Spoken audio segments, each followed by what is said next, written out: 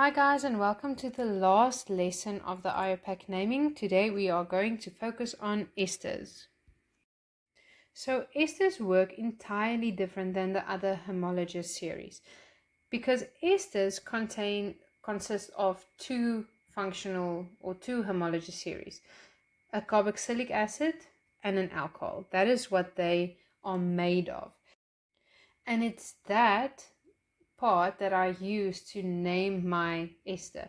The name also consists of two parts, the alcohol part and the carboxylic acid part.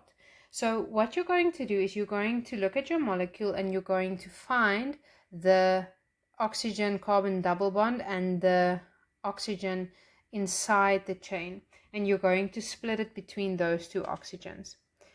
Because the one part was your original alcohol and the other part was your original carboxylic acid.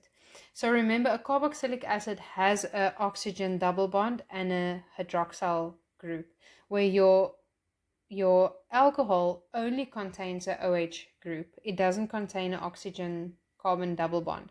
So it just makes sense that this would be your original carboxylic acid,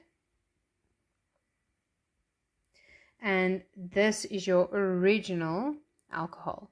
So when I name my ester, I put the alcohol part, this alcohol stem first, and I end with O, and then I have my carboxylic acid stem and I end it with O8. Okay, so let's put that together.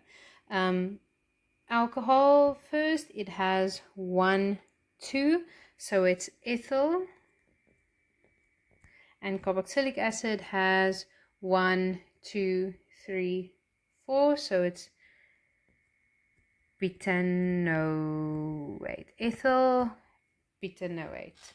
And there you have it. That's all you need to know about esters.